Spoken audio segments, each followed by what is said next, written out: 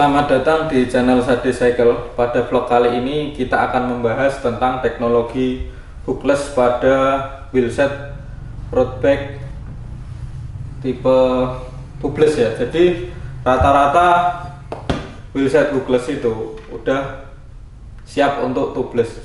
Jadi pertama-tama sebelumnya kita akan mengenal tentang teknologi hookless. Itu adalah wheelset yang modelnya pada umumnya itu kan kayak gini penampangnya. Jadi ini ban kayak gini, terus ini ada kayak cakarannya gini buat megangin ban biar kalau dipompa nggak keluar cakarannya gini lah. Untuk teknologi hookless itu dia modelnya cuma lurus gini, nggak ada cakaran penahannya sampingnya ini kayak gini ya. Ini hookless ya, nggak ada dinding samping yang buat nahan ban biar nggak keluar.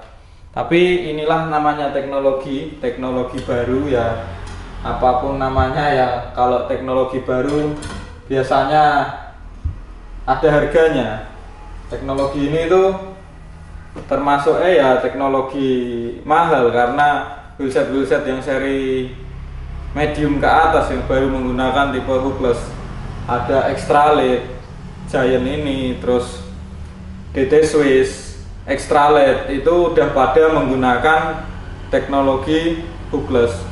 Jadi apa kelebihannya hookless? Hookless itu dia diklaim pabrikan lebih kuat. Dalam proses pembuatannya ini tuh nggak usah pasang silikon di sini untuk membuat cantolan hooknya gini. Jadi otomatis dia dipres pakai baja itu bisa untuk proses pembuatannya ya. Kalau proses pembuatan yang model hook yang ada cantolannya itu di bawahnya hooknya itu ada kayak silikon agar menahan membuat model cantolannya gini. Kalau model lurus gini cetakannya bisa pakai besi baja, jadi ketika dipres ditekan resin dengan kekuatan tinggi dia lebih kuat. Bibirnya ini klaim pabrikannya lebih kuat ya daripada yang tipe hook. Di sisi lain dia bisa menurunkan bobot karena desainnya ini yang utuh langsung gini. Jadi anyaman karbon utuh gini, nggak usah ada cantolannya gini, utuh kayak gini. Itu diklaim sama pabrikan bisa menurunkan bobot. Contohnya punya Enzip itu antara hook dan hookless itu bisa selisih 300 gram untuk wheelset sistemnya mereka. Terus yang berikutnya itu sisi aerodinamis. Jadi kalau model yang ada cakarannya hook itu bannya otomatis biasanya agak keluar gini ya, melentong gini karena efek hooknya itu. Jadi bannya model donat gini. Kalau tipe kayak gini lurus, jadi bannya itu di dalam ininya nggak keluar donat gini. Jadi modelnya ya langsung ke atas gini, otomatis nggak ada hambatan dari lengkungannya ini, klaim pabrikan. Jadi ini itu kayaknya sepele ya, cuma risetnya mereka kayak gitu. Terus rata-rata wheelset yang hookless itu lebih lebar. Bayangkan aja, wheelset klasik itu rata-rata lebarnya 15 mili, kayak Samal Mel yang C15. Terus yang model baru ini ada C17. Kalau yang hookless ini minimal 19 sampai 25 untuk road bike. 25, bayangkan, selisih 10 mili dari wheelset klasik. Itu bisa buat gravel, bisa buat road bike juga. Jadi kalau membahas tentang hookless ini sebenarnya teknologinya itu gimana ya? Ya kayak penting nggak penting sih, cuma karena tuntutan agar bisa membuat produk agar bisa dijual ya, mereka cari profit juga. Hookless ini juga diklaim dengan tekanan angin yang rendah, rolling resistance-nya tetap bisa mengimbangi yang tinggi. Jadi klaim pabrikan untuk tipe hookless itu cuma diisi tekanan 72 PSI, itu udah setara kayak 100. Jadi itu benefitnya tadi udah saya sebutin, lebih ringan, terus lebih aero, lebih kuat, lebih nyaman yang jelas, karena anginnya nggak terlalu keras tapi rolling resistannya udah bagus. Jadi itu adalah riset dari bannya juga ya. Jadi pabrikan ban itu juga harus siap dengan teknologi ini. Jadi hookless ini cocok untuk siapa? Jadi hookless ini itu cocok untuk pesepeda yang senang nyoba hal-hal baru, teknologi baru. Kita bisa dapat kenyamanan, lebih aero, lebih ringan. Di lain sisi dia pasti bisa ditubeless, dipasang ban dalam juga bisa. Tapi perlu diingat, untuk hookless ini bannya itu khusus, jadi yang approved hookless. Jadi teman-teman nggak bisa asal pasang ban asal-asalan untuk tipe wheelset hookless.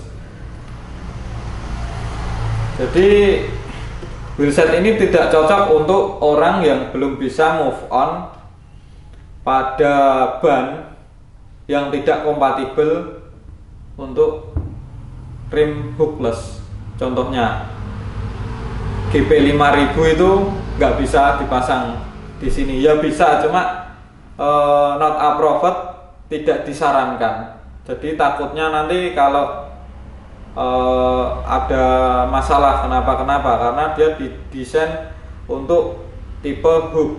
Jadi di bannya itu ada tulisan mount on hook only, hook rim only. Jadi kalau buat hookless dia nggak bisa. Jadi wheelset hookless ini kelemahannya apa? Pilihan bannya itu masih sedikit. Yang udah pasti bisa itu ya variannya Swalby yang tubeless, itu bisa semua. Yang karena risetnya ini memang sama Swalby juga ya awal-awalnya. Terus NV itu ban NV juga bisa, karena NV juga sekarang arahnya pada ke hookless wheelset yang baru-baru. Terus Vittoria juga belum bisa, belum approved sama hookless. Jadi yang namanya teknologi baru itu pasti ada perdebatan. Kayak disc brake yang baru kemarin itu sampai sekarang masih ada perdebatan tentang penggunaannya. Apalagi ini masih ketambahan lagi teknologi hookless. Jadi kalau dipikir sekilas ini kayaknya bahaya ya, tapi ini udah ada risetnya, teman-teman nggak perlu meragukan riset-riset mereka. Hookless ini tentu akan banyak benefitnya. Jadi kita cuma tinggal menunggu waktu kapan produsen ban itu siap semuanya untuk ke arah hookless. Rata-rata ya ban-ban yang tipe-tipe high end rata-rata kayak GP 5000 itu bakalnya nanti juga bisa ini hookless. Terus Swalby One, Swalby Pro One, Pro One TT itu bisa semua kayak ini. Ini mau dipasang di sini hookless. Ya itu aja masalahnya, nggak banyak pilihan bannya untuk saat ini ya. Kita cuma tinggal menunggu waktu aja agar produsen ban pada membuat untuk tipe hookless. Tapi perlu diketahui ban tipe hookless itu rata-rata ban tipe atas, tipe tertinggi. Kenapa? Karena wheelset varian hookless ini itu juga untuk tipe wheelset yang high end. Jadi kalau teman-teman masih main super team, elite, terus yang ACM biasa itu teman-teman nggak usah pusing untuk bahas kayak gini. Jadi untuk ban bebas itu masih bisa karena itu modelnya hook dan kayaknya nggak akan ke arah hookless untuk seri entry levelnya. Jadi memang ban tipe hookless itu ditujukan untuk performa, kenyamanan, rolling resistance yang bagus. Jadi itu suatu kontradiksi ya. Jadi pengen speed kencang tapi kok tekanannya cuma rendah. Jadi itulah yang membuat mahal. Risetnya ada harganya. Jadi kayak ginilah teknologi terbaru wheelset saat ini. Antara butuh atau tidak butuh, kalau kita ke arah yang high end pasti akan ketemu tipe-tipe hookless kayak gini. Jadi teman-teman jangan sampai salah pasang bannya agar tidak terjadi masalah. Ya paling tidak kita baca manual booknya sebelum pemasangan ban, perlu diketahui itu. Ya cukup sekian pembahasan tentang hookless. Kalau ada yang mau ditanyakan bisa ditanyakan di kolom komentar. Jangan lupa di subscribe agar channel ini makin berkembang. Terima kasih.